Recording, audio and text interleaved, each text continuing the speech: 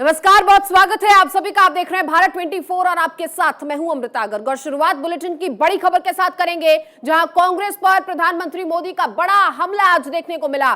कहा कांग्रेस ने बार बार नियम तोड़े हैं। इंदिरा गांधी ने 356 का दुरुपयोग किया, 50 बार 356 का दुरुपयोग किया। प्रधानमंत्री नरेंद्र मोदी राज्यसभा में राष्ट्रपति के अभिभाषण पर चर्चा का जवाब दे रहे थे।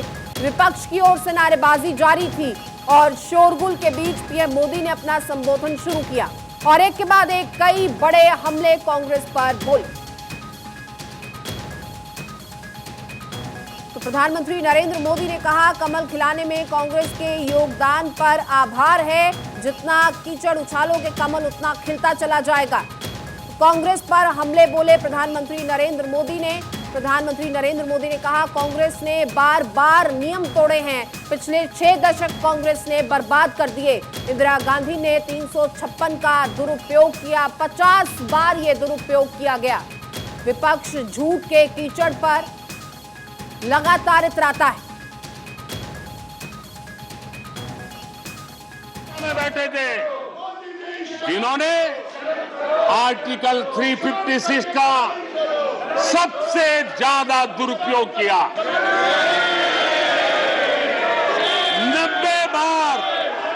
90 बार चुनी हुई सरकारों को गिरा दिया। कौन है वो? कौन है जिन्होंने किया? कौन है जिन्होंने किया? कौन है जिन्होंने किया? इतना ही नहीं सभापति जी, एक प्रधानमंत्री ने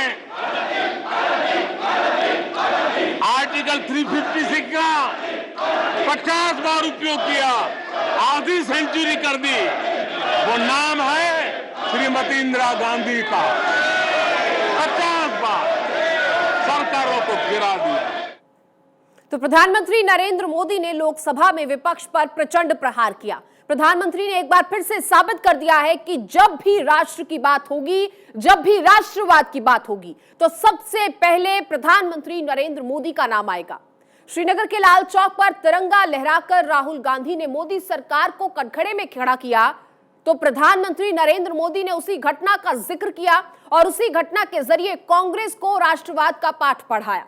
प्रधानमंत्री ने राहुल गांधी पर प्रहार करते हुए कहा कि जो अभी अभी जम्मू कश्मीर से घूमकर आए हैं, उन्होंने देखा होगा कि कितने आन बान और शान के साथ वहां जा सकते हैं। पिछली शताब्दी में मैं भी जम्मू कश्मीर में यात्रा लेकर गया था और लाल चौक में तिरंगा फहराने का संकल्प लेकर गया था। मैंने 24 जनवरी को जम्मू में भरी सभा में कहा था कि आतंकवादी कान खोलकर सुन ले कि 26 जनवरी को ठीक 11 बजे लाल चौक पहुंचूंगा और बिना सुरक्षा के आऊंगा, बुलेट प्रूफ जैकेट के बगैर आऊंगा।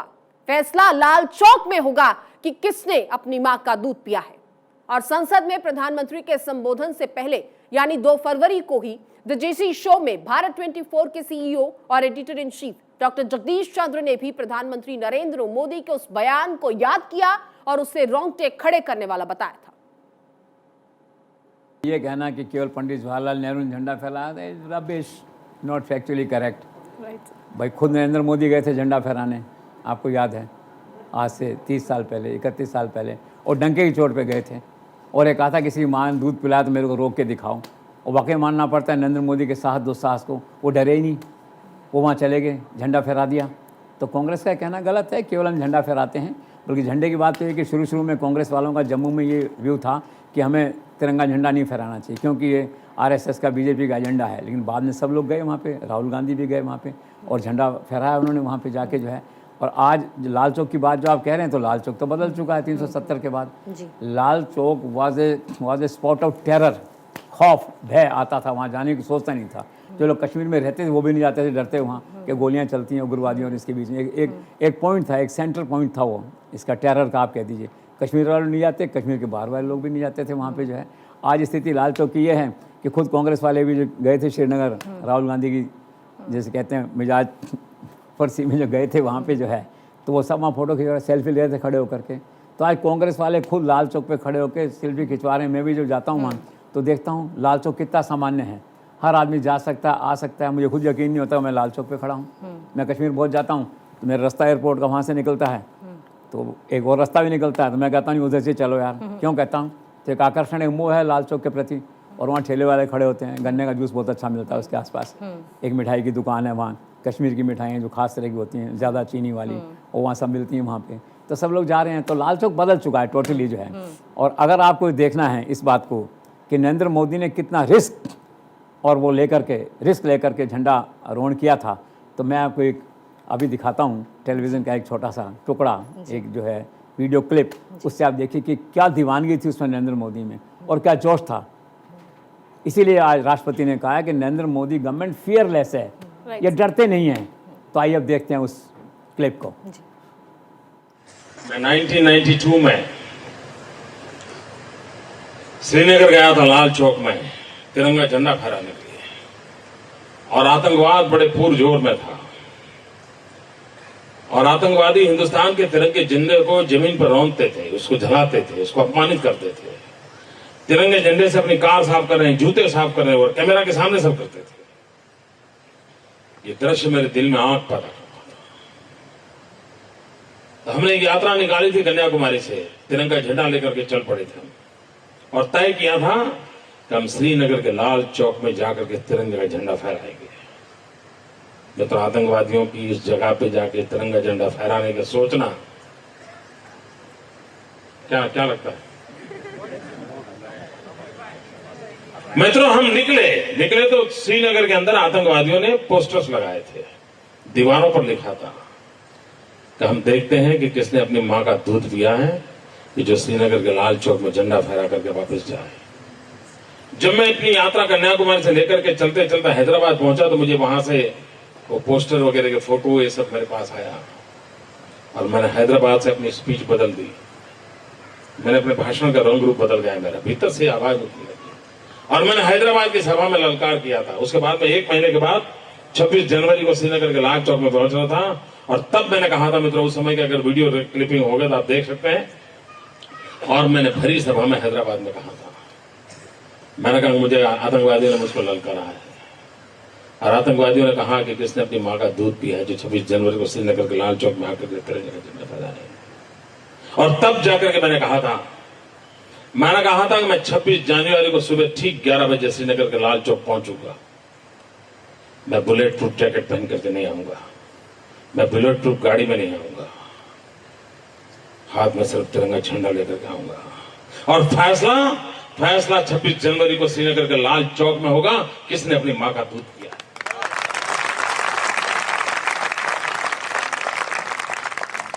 और मित्रों, मैं समय पे गया, तिरंगा झंडा फहराया, और आज आपके सामने खड़ा। ये मैं आतंकवादियों से आज नहीं लड़ रहा हूं मित्रों, बड़े लंबे अरसे लड़ रहा हूं। और बुधवार को प्रधानमंत्री नरेंद्र मोदी ने भी इसी अंदाज में उस दिन को याद किया और एक एक बात उन्होंने दोहराई। जम्मू कश्मीर की भी चर्चा हुई, और जो अभी जम्मू कश्मीर घूम करके आए, उन्होंने देखा होगा कितने आन बान शान के साथ आप जम्मू कश्मीर में जा सकते, घूम सकते, फिर सकते। आदरणीय अध्यक्ष जी, पिछली शताब्दी के उत्तरार्ध में मैं भी जम्मू कश्मीर में यात्रा लेके गया था, और लाल चौक में तिरंगा फहराने का संकल्प लेकर के चला था, और तब आतंकवादियों ने पोस्टर लगाए थे उस समय, और कहा था कि देखते हैं किसने अपनी मां का दूध पिया है, जो लाल चौक में आके तिरंगा फहराता है। पोस्टर लगे थे, और उस दिन वो 24 जनवरी थी। मैंने जम्मू के अंदर बड़ी सभा में कहा था, अध्यक्ष जी, मैं पिछली शताब्दी की बात कर रहा हूं। और चलिए अब बात शेयर बाजार की करते हैं। आज शेयर बाजार में मामूली बढ़त देखने को मिली, बीएसई में मामूली बढ़त देखने को मिली है, और फिलहाल बीएसई में 154 अंकों की ये बढ़त दर्ज की गई। निफ्टी में भी मामूली बढ़त देखी गई, निफ्टी में 24 अंकों की बढ़त आई।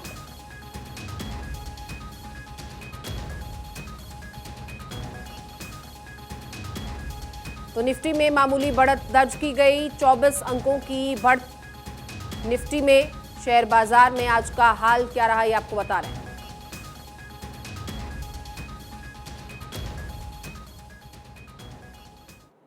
तो शेयर बाजार के इस रुख से साफ है कि फिलहाल बाजार में उतार चढ़ाव का दौर जारी है।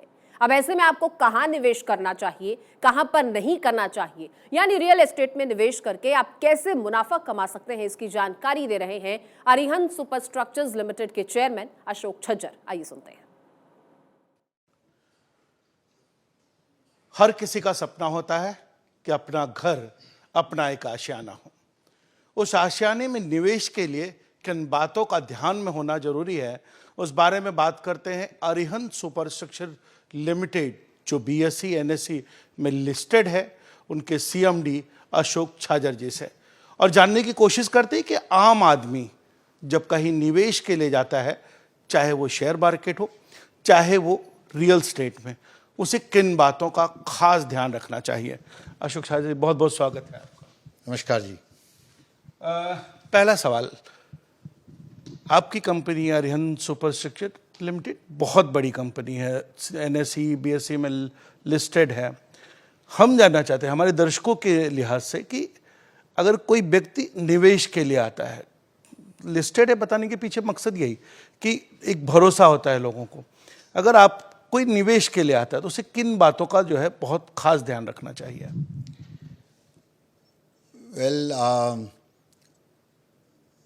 भारत में ज़्यादा करके सेविंग्स का ऑलवेज नेचर रहा है, और इसी कारण इकोनॉमिक क्राइसिस वर्ल्ड में कभी भी रही तो अपने देश में उतना बड़ा भूचाल नहीं आया, क्योंकि विकसित देशों में बिल्कुल भी इन्वेस्टमेंट और सेविंग्स का नेचर नहीं रहा है, और इंडिया में और भारत में अपने हमेशा सेविंग्स रहा है, जिसमें से मूल रूप पे 3 क्षेत्र ऐसे हैं जो हर भारतीय नागरिक बहुत आसानी से समझता है, और जिसमें से प्रमुख 2 आते हैं, सोने में इन्वेस्टमेंट और प्रॉपर्टी में, ज़मीन में, घरों में, जायदाद में इन्वेस्टमेंट।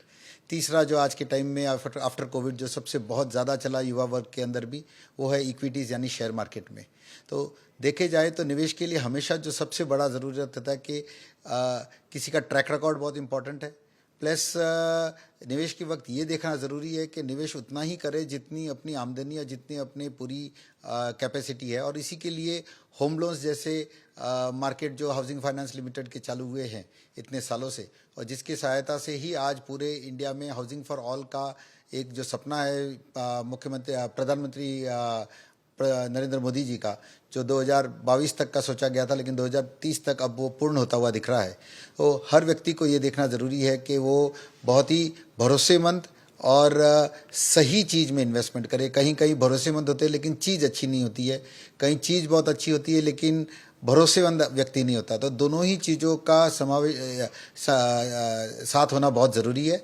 और प्रॉपर्टी मार्केट एक हमेशा सबसे ज़्यादा इसलिए सुरक्षित रहा है क्योंकि वो 15-1 सालों में होम लोन या हाउसिंग लोन लेके एक अपनी प्रॉपर्टी बना लेता है। लेकिन अब बहुत बार ये भी हुआ है कि एक प्रॉपर्टी के बाद में दूसरा इन्वेस्टमेंट कहाँ किया जाए, तो उसके अंदर छोटी छोटी इन्वेस्टमेंट्स जो लोग कर रहे हैं, क्योंकि प्रॉपर्टी ज़्यादा करके 20 लाख, 30 लाख, 50 लाख, करोड़ रुपए में जाती है। बट हर आदमी सोचता है कि मेरे रूटीन की जो इनकम है उसमें से अगर हर महीने में कुछ एक 10,000, 20,000 सेविंग करूँ तो कहाँ करूँ, तो वो इनडायरेक्टली प्रॉपर्टी मार्केट में सेविंग कर सकता है वाया इक्विटी मार्केट्स में। लिस्टेड कंपनी जो रियल एस्टेट की है उनके शेयर्स में, तो यानी इनडायरेक्टली वो उस कंपनी में इन्वेस्ट कर रहा है जो घर बनाती है, यानी इनडायरेक्टली वो एक घरों में इन्वेस्टमेंट कर रहा है। उसके साथ साथ इक्विटी मार्केट्स में ऑलवेज शेयर मार्केट में बहुत बढ़िया और बहुत वैल्यूएबल कंपनीज हमेशा रही हुई है, जिसमें ब्लू चिप भी रही, उभरती हुई कंपनियां भी रही है। आज एसएमई और एमएसएमई सेक्टर के लिए स्पेशली लिस्टिंग का प्रावधान एक्सचेंजेस पे हुआ है, जहाँ पे छोटी छोटी कंपनियां, बहुत छोटी यानी करोड़ रुपया, 2 करोड़ रुपए की लागत वाली कंपनियां भी आज लिस्टिंग होके लोगों को एक ट्रांसपेरेंसी दिखाते हैं। तो लिस्टेड का मतलब ये होता है कि आप उसकी बैलेंस शीट समझ सकते हो, आप उस व्यक्ति को समझ सकते हो, उस व्यवसाय के घराने को समझ सकते हो, और उसकी सारी चीज़ें SEBI as well as regulator के अध्ययन के अंदर आती है, इसलिए आप ज़्यादा सुरक्षित रहते हो उसके अंदर। तो दोनों ही क्षेत्र निवेश के लिए बहुत बढ़िया है। और जिसे कहते हैं कि भाई सुरक्षित निवेश और सोचा हुआ निवेश, तो ये दोनों ही जगह पे बहुत अच्छे से निवेश किया जा सकता है। बिल्कुल, सुरक्षित निवेश और समझदारी वाला निवेश जो है समझा जा सकता है। सर, अरिहंत सुपर स्ट्रक्चर लिमिटेड जो है अवॉर्डेड कंपनी है, मान सम्मान चारों तरफ से। एक आम आदमी जब किसी बड़े इन्वेस्टर के पास जाता है, बड़े बिल्डर के पास जाता है, उसको डर होता है कि इतने बड़े इसमें मैं निवेश कर पाऊंगा कि नहीं कर पाऊंगा। टेक्नोलॉजीज जो है ये सुविधाओं को मैं लेना चाहता हूं लेकिन नहीं। उनके मन का वो डर कैसे निकाला जाए, उन्हें किस तरह की सलाह देंगे आप? वेल, आज पिछले एक दशक से जब यहाँ पे अच्छी एमएनसीज एक बिल्डर लाइन जिसे कहते हैं या जिसे रियल एस्टेट कहते हैं उसके अंदर आई है, जिसमें सारी बड़े इंडस्ट्रियल घरानों ने भी अभी एक अपना रियल एस्टेट का ब्रांच खोला है। और रेरा के आने के बाद में एक व्यक्ति बहुत ही सुरक्षित है और उसे किसी प्रकार के डर की ज़रूरत नहीं है। और क्योंकि टेक्नोलॉजी ने आज घर बनाना बहुत आसान और फास्ट किया है, तो सभी कंपनियां इंक्लूडिंग अरिहंत सुपर स्ट्रक्चर लिमिटेड हमेशा टेक्नोलॉजी में ध्यान रखती है और बढ़िया और अच्छा निर्माण कार्य करने के लिए माइवान टेक्नोलॉजी, पर्शियन आर्किटेक्चरल फीचर की टेक्नोलॉजी, जीआरसी वर्किंग एक्सेट्रा की भी समावेश उस टेक्नोलॉजीज़ को यूज़ करके आज हम एक अफोर्डेबल हाउसिंग जो 20 लाख रुपए में एक 1 बेडरूम हॉल किचन मुंबई जैसे नई मुंबई के क्षेत्र में हम दे पा रहे हैं। तो टोटल रेंज जैसे 20 लाख, 25 लाख, 30 लाख, 50 लाख, 70 लाख, 1 करोड़, 1.25 करोड़, 1.5 करोड़, यानी टोटल रेंज हमारी company as Arihant Super Structure Limited MMR Mumbai metropolitan division as well as Jodhpur में बनाती है और हम उनका वेलकम करते हैं। प्लस उन्हें किसी प्रकार का डर की ज़रूरत नहीं है। जहाँ पे लोग कस्टमर फ्रेंडली है, जहाँ पे कंपनियां कस्टमर के लिए उसके हित के लिए एकदम पारदर्शिता से, ट्रांसपेरेंसी से काम करना चाहती है। बिल्कुल बिल्कुल। सर, आज हमारी कंपनी जो है बहुत अच्छा कर रही है। अरिहंत सुपर स्ट्रक्चर मार्केट में मतलब नाम जो है, एक कहा जाता है कि अगर किसी भी व्यक्ति को जो है भरोसे का एक दूसरा नाम जो है अरिहंत सुपर स्ट्रक्चर के बारे में माना जाता है। जबकि दूसरी कंपनियां, दूसरी इंफ्रास्ट्रक्चर या रियल एस्टेट में काम करने वाली कंपनियां इन दिनों बहुत ही बुरे दौर से गुजर रही हैं। तो ऐसे में जो है, जो बायर आपके पास आ रहा है, तो उसे क्या ध्यान देना चाहिए? क्योंकि मार्केट तो अलग कंडीशन जो है रियल एस्टेट के लिए पैदा करता है, तो ऐसे में वो अरिहंत ही क्यों?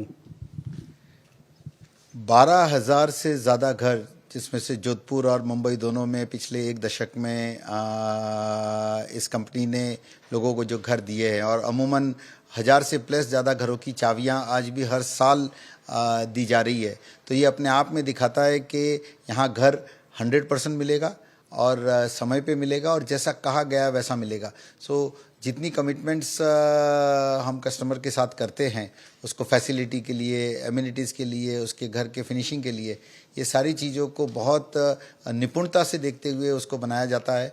और जैसे कहे कि ईंट जोड़ के लोग अपना आशियाना बनाते हैं, तो हम इन्हीं सभी लोगों के लिए आने वाले टाइम में भी 13,000 घरों का कार्य कंपनी के पास आने हैं, जो आने वाले 5 से 7 साल के अंदर उसको पूर्ण किया जाएगा। 7,000 करोड़ की कंपनी सुनकर जो है एक फीलिंग जो है बहुत बड़ी आती है, और आम से आम आदमी के बारे में आप सोच रखते हैं, एक पॉजिटिव सोच रखते हैं कि उनके लिए आशियाना तैयार किया जाए। बिल्कुल, कॉरपोरेट कल्चर के कारण और एज वेल एज सारे सिस्टम्स और प्रोसेस के कारण ये संभव हुआ है, और प्रोफेशनल अप्रोच जो लिया, जिसके कारण इतना बड़ा भव्य निर्माण किया जा रहा है। तो बहुत अमूमन पूरे भारतवर्ष में देखें तो इस तरह की चुनिंदा 50 से 60 कंपनियां ही हैं जो इतने विशाल विराट रूप का घर बनाने का काम कर रही है। और ये सिस्टम्स, ये प्रोसेसेस के कारण ही जो लोगों का विश्वास है, हम इसको पूरा कर पा रहे हैं। तो ये बात जो है अशोक छाजर जी की, जिन्होंने साफ तौर पर उन छोटे निवेशकों के लिए जो उन्होंने सलाह दी है कि अगर वो निवेश करते हैं तो किस तरह से, कितनी सूझबूझ के साथ निवेश करना है। सबसे बड़ी बात कि अगर जिस कंपनी में निवेश कर रहे हैं उनके बारे में पता करना, वो कहाँ लिस्टेड हैं, और लिस्टेड के साथ साथ जो है उनका अपना जो है बैकग्राउंड क्या रहा है, क्योंकि आपका पैसा, आपकी सुरक्षा और आपका निवेश सही समय पर आपके काम आए, यह अशोक छाजर जी की नई वो फिलॉसफी है जिससे कि आप सुरक्षित निवेश कर सकें। कैमरा पर्सन रमेश महिदा के साथ संदीप शुक्ला, भारत 24, मुंबई। और यूपी से इस वक्त की बड़ी खबर, लखनऊ में लक्ष्मण मूर्ति के अनावरण से जुड़ी हुई। रक्षा मंत्री राजनाथ सिंह ने किया अनावरण, सीएम योगी आदित्यनाथ भी मौजूद रहे और 12 फीट की ये मूर्ति ब्रॉन्ज से बनी हुई है जिसका अनावरण किया गया। तस्वीरें भी आप देख सकते हैं। रक्षा मंत्री राजनाथ सिंह इस मौके पर खास मेहमान और उन्हीं की तरफ से अनावरण किया गया। यूपी के मुख्यमंत्री योगी आदित्यनाथ भी उनके साथ नजर आए। तस्वीरें आप देख रहे हैं लखनऊ यूपी से, जहां पर इस मूर्ति का अनावरण किया गया। अयोध्या में राम, लखनऊ में लक्ष्मण। तो ये तस्वीर आप देख रहे हैं, ब्रॉन्ज की ये मूर्ति जिसका अनावरण किया गया। लखनऊ में लक्ष्मण मूर्ति का अनावरण रक्षा मंत्री राजनाथ सिंह की तरफ से किया गया।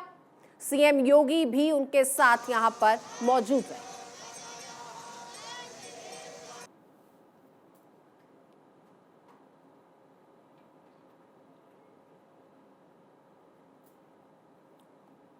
रक्षा मंत्री राजनाथ सिंह के साथ सीएम योगी यहां पर आपको नजर आ रहे हैं इन तस्वीरों के जरिए।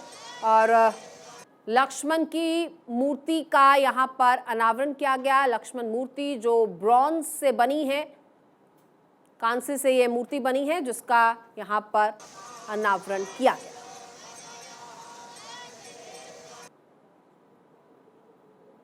एक खास मौका, एक खास उपलक्ष्य, और इस मौके पर ये तस्वीरें आप देख रहे हैं आपकी टीवी स्क्रीन पर।